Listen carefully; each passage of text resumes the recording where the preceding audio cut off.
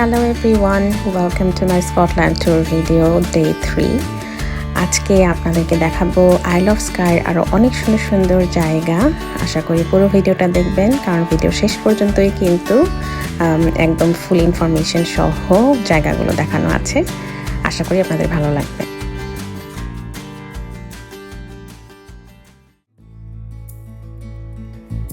চারিদিকে Scottish mountain, মাঝখানে lake, আর সেই লেকের উপরে হচ্ছে রাজার রাজপ্রাসাদ। জায়গাটা দেখে মনে হচ্ছিল যে সেই সময় যখন রাজা তার এই রাজপ্রাসাদ বানিয়েছিল তখন মানে কি ভেবে বানিয়েছিল যে সেই মাঝখানে একদম পানির মাঝখানে সে একটা ব্রিজ দিয়ে তারপরে তার বাড়িটা বানিয়েছে আর সেখান থেকে সে আশেপাশের অঞ্চলগুলো রাজত্ব করছে। তো এই জায়গাটা হচ্ছে পার্কিং লট, আর এইখানে হচ্ছে পার্কিং স্পেস পাওয়াটা একটু ডিফিকাল্ট কারণ এখানে প্রচুর ভিজিটার আছে। আর এই জায়গাটার নাম হচ্ছে এলিয়ান ডোলনান ক্যাসল। এই জায়গাটা নিয়ে আরেকটা খুব ইন্টারেস্টিং তথ্য আমি একটু পরে দিব, বাট জাস্ট এখন একটু জায়গাটা দেখুন আর ফিল করুন জায়গাটা মানে কেমন যে সুন্দর। এই ক্যাসেলটা কিন্তু অনেক পুরনো, সেই 13th সেঞ্চুরির, মানে 1214 পরের কোনো একটা সময়ে হচ্ছে এই ক্যাসেলটা বানানো হয়েছিল। তো এর মাঝখানে অনেকবার এটা হচ্ছে ভেঙেছে, নষ্ট হয়েছে, কিন্তু শেষ পর্যন্ত এটাকে খুবই ভালোভাবে প্রিজার্ভ করা আছে। আর ভিতরে কিন্তু মিউজিয়ামও আছে, ভিতরে চাইলে ঢোকা যায় টিকিট কেটে। টিকিটের ইনফরমেশন আমি একটু পরেই দিয়ে দিব। এখানে আপনার টয়লেট, ভিজিটার সেন্টার থেকে শুরু করে ক্যাফে, সুভিনিয়ার সব শপই আছে কারণ এই জায়গাটা অনেক ফেমাস একটা ট্যুরিস্ট স্পট। অনেক দেশের লোকজন কিন্তু এখানে আসে প্রতিদিন এই ক্যাসেলটা দেখতে। আপনি ভিতরে যদি টিকিট কেটে নাও যান, বাইরে থেকে জাস্ট আপনি ভিউটা উপভোগ করতে পারবেন। আর যদি আরও ডিপে আপনি জানতে চান, ভিতরে দেখতে চান, তাহলে অবশ্যই এখানে টিকিট শপ আছে, সেখান থেকে টিকিট কেটেও আপনি ইনস্ট্যান্ট ওখানে দেখতে পারেন। তো এখানে আমি হচ্ছে এই শপটা দেখছিলাম। এই শপটা কিন্তু আমি যতগুলো স্কটল্যান্ডের শপে গিয়েছি তার চাইতে একটু ভালো বেশি। এখানে অনেক ধরনের সুন্দর জিনিস ছিল, যেমন এই যে পাফিন আঁকা এই ছোট্ট একটা কোটার মতো, এটা অনেক কিউট ছিল। আমাদের স্কটিশ কাউ দেখার অনেক ইচ্ছে ছিল, কিন্তু আমরা রাস্তার পাশে কোথাও এরকম ফার্ম বা কিছু পাইনি যে দাঁড়িয়ে একটু দেখব।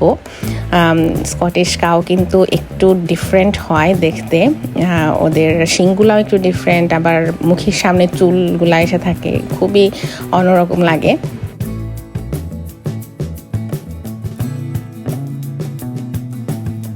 এই জায়গাটা আইল অফ স্কাই যেতে হচ্ছে পরে। তো আপনারা যারা মনে করেন যে আইল অফ স্কাই ঘুরতে যাবেন, তার আগে কিন্তু আপনি এখানে দাঁড়িয়ে অবশ্যই এই জায়গাটা দেখে যাবেন। আমি বলবো এটা আপনার বাকেট লিস্টে থাকতেই হবে।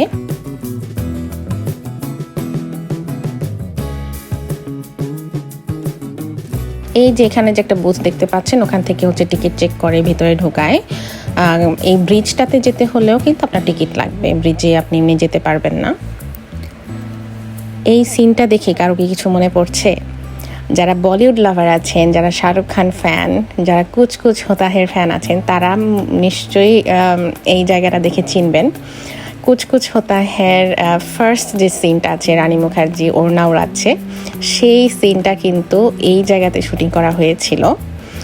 তো আমি প্রথমে জানতাম না যখন গিয়েছিলাম, তো তারপরে একটা আপু বলছে যে জানো এই জায়গাটা তো এরকম এই সিনে আছে, এই গানে। পরে আমি বললাম যে হ্যাঁ। তো জানার পরে আমার আরও বেশি এক্সাইটেড লাগছিল যে আরে আমি এখানে গিয়েছি যেখানে শাহরুখ খানের মুভি শ্যুট করা হয়েছে। এই ব্যাপারটা আমার কাছে খুবই ভালো লাগছিল। তো এখানে আমি একটু দেখিয়ে দিলাম টিকিট প্রাইস অ্যান্ড এভরিথিং। এখানে অনেক ভাষার হচ্ছে ট্রান্সলেশনও আছে কারণ অনেক দেশের মানুষ এখানে ঘুরতে আসে।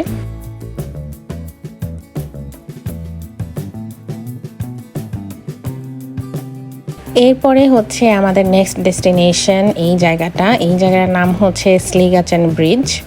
ওই যে একটা পুরনো ইট পাথরের ব্রিজ দেখা যাচ্ছে, এটাই।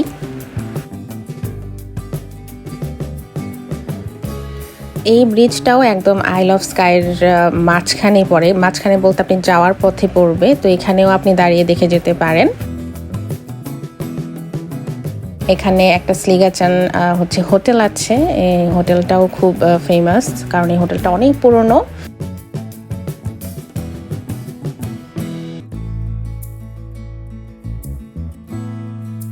এই জায়গাটা ফেমাস হচ্ছে দুইটা কারণে। একটা হচ্ছে এখানকার একটা ফোকলোর আছে, মানে যে রূপকথা থাকে, যে লোকাল রূপকথা।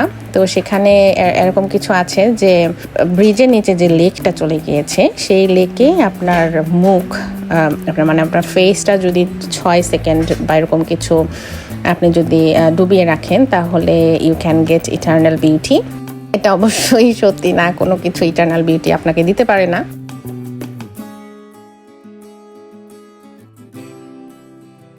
তো আমরা যখন গিয়েছিলাম, একটা লোক দেখি এরকম পুশ আপ দেওয়ার ভঙ্গিতে, তো পানিতে হচ্ছে তার মুখটা ভেজাচ্ছে। তো আমরা একটু দেখে মনে মনে হাসলাম যে কি করছে, পাগল নাকি।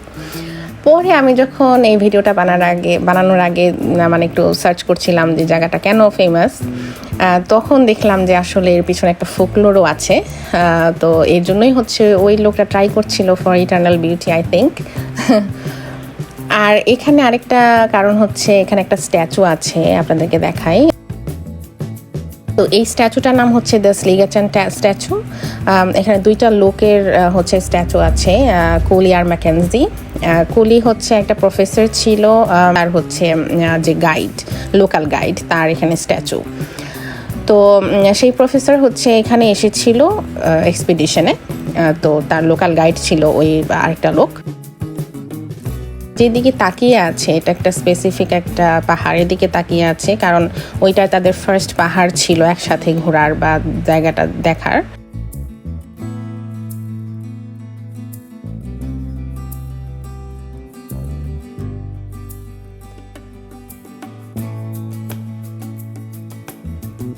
তো তখনকার দিনে আসলে ব্রিটিশ যে সোসাইটি ছিল, একটা আপার ক্লাস আর লোয়ার ক্লাসে কিন্তু ফ্রেন্ডশিপ হতো না। তো সেখান থেকে ওনাদের যে বন্ডিংটা, সেটার আর কি একটা প্রতিচ্ছবি এখানে এই স্ট্যাচুটা।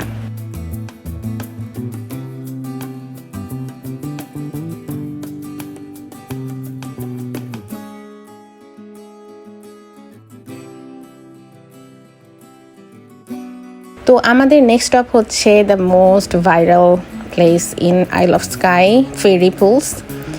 ও মাই গড, ওইখানে যাওয়ার পরে কি যে দেখলাম নিজের চোখে, আল্লাহর সৃষ্টি যে এত সুন্দর। আমার এই জায়গাটায় এসে মনে হচ্ছিল যে আমি পৃথিবীতে নাই, ইন অ্যানাদার ওয়ার্ল্ড, মানে আমি আর্থে না, আমি কোনো একটা এলিয়েন প্ল্যানেটে চলে আসছি এরকম লাগছিল। কারণ ক্যামেরায় বোঝা যাচ্ছে না, বাট সামনের যে সবুজ পাহাড়টা, এটা এত বিশাল একটা পাহাড়, আর পিছনে একটা কালো পাহাড়, উপরে মেঘ, মানে এত এত অন্যরকম লাগছিল। তো এই জায়গাটা আমি খুব ভালোভাবে আপনাদেরকে দেখিয়ে দিব, কারণ আমি যত ভিডিও দেখেছি কোনোটাতে এত ভালোভাবে দেখানো ছিল না। তো এই জায়গাটার যে পার্কিংটা একটু উপরে, যেটা দেখতে পাচ্ছেন, উপর থেকে পার্কিং করে আপনাকে নিচে নেমে হচ্ছে হেঁটে আরও নিচে নামতে হবে। তো আমি যেটা ভেবেছিলাম ফার্স্টে যে পার্কিং করে পার্কিংয়ের পাশেই হয়তো একটা সমান রাস্তা দিয়ে হাঁটতে হবে, কিন্তু সেটা মোটেও না। এখান থেকে কিন্তু একটু খাড়া রাস্তা দিয়েই নিচে নামতে হয়, আর এটা খুবই লম্বা একটা পথ, প্রায় 40 মিনিট আপনাকে হাঁটতে হবে to get to the end. আর এন্ডে যেতে হবে, কারণ এন্ডে হচ্ছে ফেরি পুলের যে মেইন লম্বা পুলটা সেটা আছে। তো এই জায়গাটা হচ্ছে পাহাড় থেকে যে পানিটা নেমে আসে, ওই পানিটা হচ্ছে অনেক লম্বা একটা রাস্তা ধরেই নামে। তো জায়গায় জায়গায় সুন্দর সুন্দর পুলের সৃষ্টি হয়েছে। তো সেই জায়গাটা দেখতেই হচ্ছে মানুষ পুরোটা হেঁটে আবার ব্যাক করে আসে। এই যে আমি দেখিয়ে দিচ্ছি একটু যে কীরকম উঁচু এই জায়গাটা, কারণ যারা বেবি বাগি নিয়ে আসতে চাচ্ছেন আসতে পারবেন না, যাদের একটু প্রবলেম আছে তারাও আসতে পারবেন না। আমি যেটা ভেবেছিলাম সেটা না, এর জন্য আমি ভালোভাবে দেখিয়ে দিচ্ছি। এই দিন আমাদের লিস্টে আরেকটা জায়গায় যাওয়ার কথা ছিল, সেই জায়গাটাও অনেক সুন্দর যতটুকু আমি ছবিতে দেখেছি। সেটা হচ্ছে নিস্ট পয়েন্ট লাইট হাউস, একদম কর্নারের একটা জায়গা সমুদ্রের পাশে। তো ওই জায়গাটাতে আর আমাদের আর যাওয়া হয়নি, কারণ সময় ছিল না। ফেরি পুলসের দেখা শেষ করতে করতে 5টা-6টা বেজে গিয়েছিল। আর এখান থেকে ওই জায়গাটায় আবার ড্রাইভ ছিল হচ্ছে 1.5 ঘন্টার মতো। আবার আমাদের হোটেলে যেতে যেতে তাহলে আরও অনেক বেশি দেরি হয়ে যেত, কারণ আমাদের হোটেলটা অনেক দূরে ছিল। তো সেই জন্য আমাদের আর সেই জায়গাটা দেখা হয়নি। তো আপনাদের যদি ওরকম প্ল্যানিং ভালো থাকে বা সময় থাকে, আপনারা অবশ্যই ওই জায়গাটাও দেখে আসবেন। তো আপনি একটু হাঁটবেন একটা ঝর্ণা, আবার একটু হাঁটবেন আরেকটা ঝর্ণা, এই দেখতে দেখতে আসলে আমরা যাচ্ছিলাম। তো এই জায়গাটার নাম ফেরি পুলস হওয়ার পিছনে কিন্তু আরেকটা ফোকলোরের স্টোরি আছে, কারণ এখানে মনে করা হতো এখানকার পানিটা এত সুন্দর, ইটস লাইক এনচান্টিং ব্লু ওয়াটার। তো এখানে হচ্ছে পরীরা এসে গোসল করে। তো সেইরকম একটা ধারণা থেকে হচ্ছে এই জায়গাটার নাম এসেছে ফেরি পুলস। কি যে স্বচ্ছ আর একদম ক্রিস্টাল ক্লিয়ার পানি, আপনার নিচে যে আছে পাথর সবই দেখা যাচ্ছে, যে নীল পানি। ইভেন অনেকে দেখলাম এখানে নিচে নেমেছে, মানে যে নামা যায়, আপনি যদি ওরকম প্রপার স্যান্ডেল বা জুতা ওরকম কিছু নিয়ে আসেন, আপনি এখানে নামতে পারবেন। অনেকে গোসলও করে মেবি। আমরা দেখলাম যে কিছু মানুষ হচ্ছে ওখানে আছে পানিতে।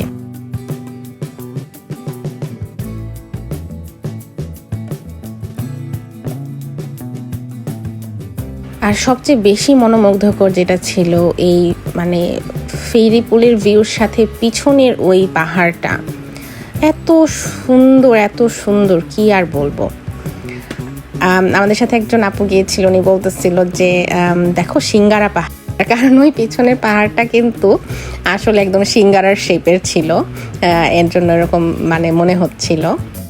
তো আমরা যত উপরের দিকে যাচ্ছি ততই হচ্ছে ঝর্ণার স্রোতটা বেশি আছে। এই যে এরকম, এটা আসলে এক জায়গায় দাঁড়িয়ে দেখার মতো কোনো প্লেস না, আপনাকে একটু হেঁটে হেঁটে সামনে যেয়ে তারপরে দেখতে হবে। ওই যে দেখতে পাচ্ছেন, ওইখানে আমরা ছিলাম। তো আমরা দেখেন কত দূরে চলে এসেছি।